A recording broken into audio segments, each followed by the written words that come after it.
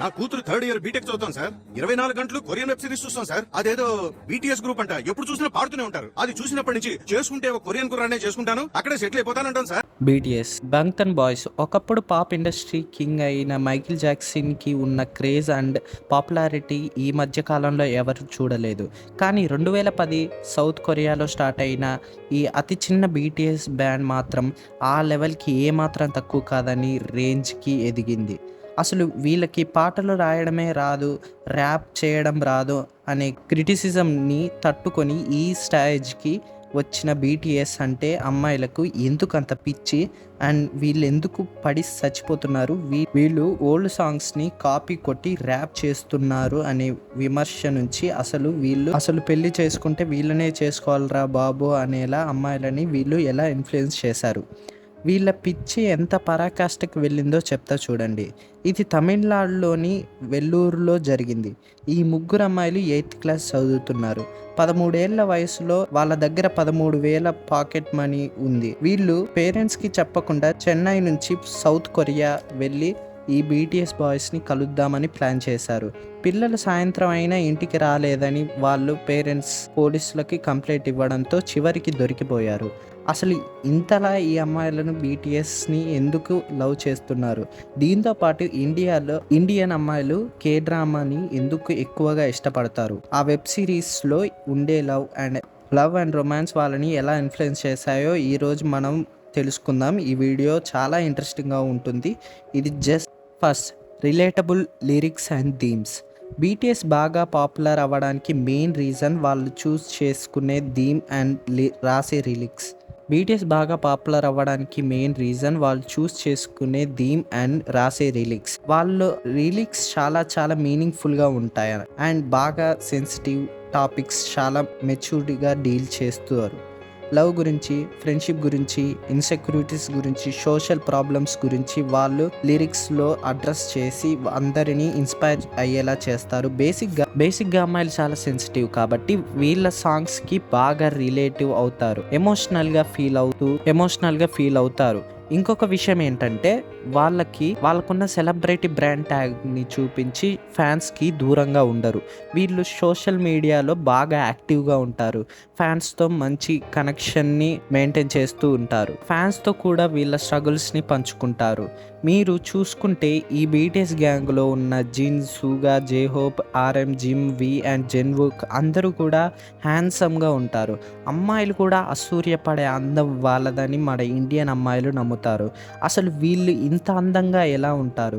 BTS gang అంతా plastic surgery చేసుకున్నది, అందుకే ఇంత అందంగా ఉంటారని కొంతమంది అనుకుంటారు. కానీ నిజానికి వీళ్ళల్లో ఆర్ఎం అనే అతను మాత్రమే ప్లాస్టిక్ సర్జరీ చేయించుకున్నాడు. ఈ ఆర్ఎం అనే అతను ఒక wrapper, song writer and record producer. ఇతను 2018లో ప్లాస్టిక్ సర్జరీ చేయించుకున్నట్లు అతనే ఒక ఇంటర్వ్యూలో చెప్పాడు. కాకపోతే మీరు అనుకున్నట్టు ఇతను ఏం అందంగా ఉండాలని ఈ ప్లాస్టిక్ సర్జరీ చేయించుకోలేదు. ముక్కు లోపల హోల్స్ మధ్యలో మిడిల్ బోన్ ఉంటుంది కదా, ఆ బోన్ వంకరగా ఉండడం వల్ల తనకి ఊపిరి పీల్చుకోవడానికి చాలా కష్టంగా ఉండేది.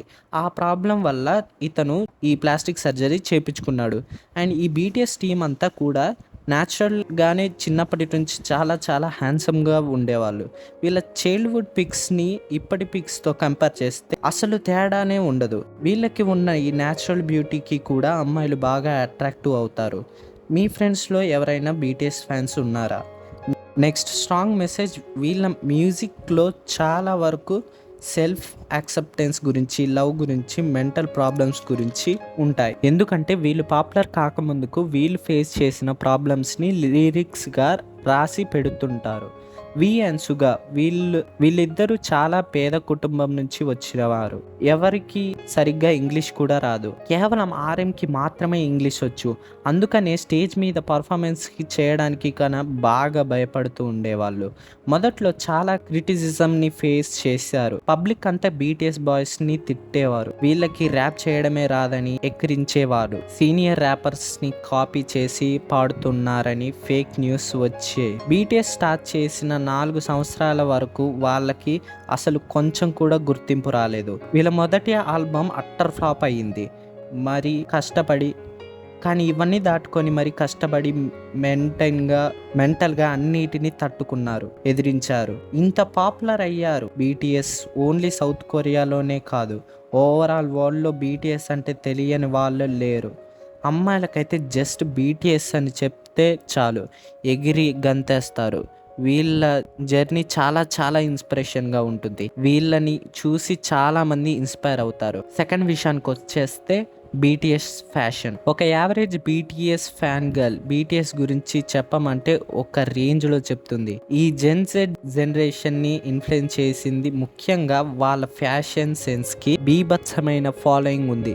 చాలామంది బాయ్స్కి కూడా వీళ్ళ ఫ్యాషన్ అంటే చాలా ఇష్టం అండ్ ఇలాంటి ఫ్యాషన్ డ్రెస్సెస్ని వేసుకుంటారు. And third thing, K dramas. అసలు ఇండియన్ అమ్మాయిలు కే డ్రామాస్ని ఎందుకు ఇష్టపడతారు?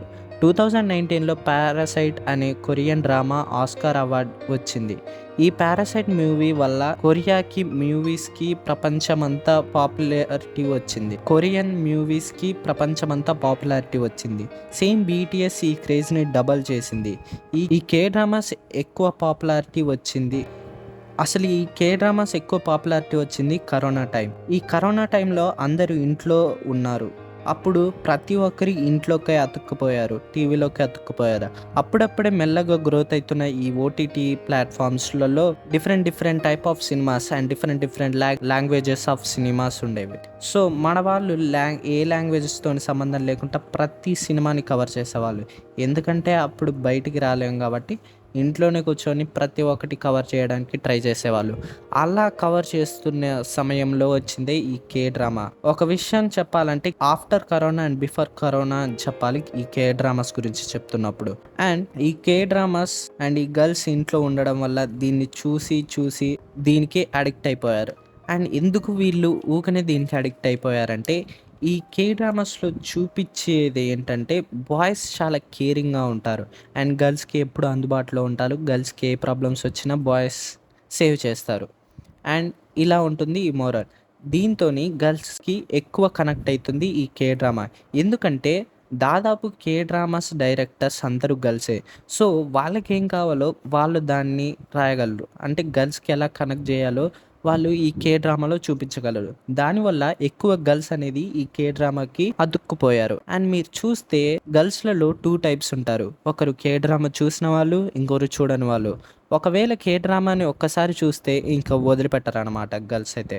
రియాలిటీకి వచ్చేస్తే కొరియన్ బాయ్స్ కే డ్రామాలో చూపించినంత కేరింగ్గా అండ్ కొరియా అందంగా ఉంటుంది, అక్కడ జీవితం చాలా బాగుంటుంది అనుకుంటే మీరు పప్పులో కాలేసినట్టే. ఎందుకంటే ఇప్పుడు మన సినిమానే కంపేర్ చేద్దాం. ఇప్పుడు సపోజ్ మనం పుష్ప సినిమాని తీసుకున్నాం. ఇప్పుడు పుష్ప సినిమాలో చూపించినట్టు శ్రీవల్లితోని ఉంటామా, లేదా ఆ స్మగ్లింగ్ చేస్తామా? చేయం కదా. అది ఒక cinema, it's just a reel. But రియాలిటీకి వస్తే మనం అలా ఉండవు. సో ఇక్కడ ఈ డ్రామాలో చూపించినంత కేరింగ్ అండ్ అంత మంచి లైఫ్ అనేది కొరియాలో మాత్రం ఉండదు. ఏమో కొంతమంది ఉండొచ్చేమో, కానీ దాదాపు ఇలా అయితే అస్సలు రియాలిటీ ఉండదు అనమాట. ఈ కే డ్రామాను చూసి మీరు కానీ కొరియాలో ఇట్నే ఉంటుంది అనుకుంటే చాలా అంటే చాలా ఫేక్ అనమాట. అలా అస్సలు ఉండదు. సో రీల్లో బతకండి, రియాలిటీకి రోజు నేను అందరిని అనట్లేను. సో బీటీఎస్ బాయ్స్ అయితే చాలా కష్టపడ్డారు. ఇన్ఫ్యాక్ట్ చెప్పాలంటే కొరియాని ఒక లెవెల్లోకి తీసుకెళ్ళింది ఈ బీటీఎస్ అండ్ ఎకనామిక్ గ్రోత్ని ఆర్ కొరియాని ఒక రకంగా గ్రోత్ చేసింది ఈ బీటీఎస్. సో ఈ బీటీఎస్ అయితే చాలా కష్టపడ్డది. సో ఈ కే డ్రామాస్ కన్నా మంచి రోల్నే చేసింది ఈ కొరియా డెవలప్మెంట్లో. బట్ చూపించినంత ఏముండదు అక్కడ, కే డ్రామా చూపించినంత ఏముండదు కొరియాలో. సో ఇది రియాలిటీ. సో ఈరోజుకి వీడియో ఇంతే. అండ్ ప్లీజ్ మన ఛానల్ని సబ్స్క్రైబ్ చేసుకోండి. Thanks for watching till.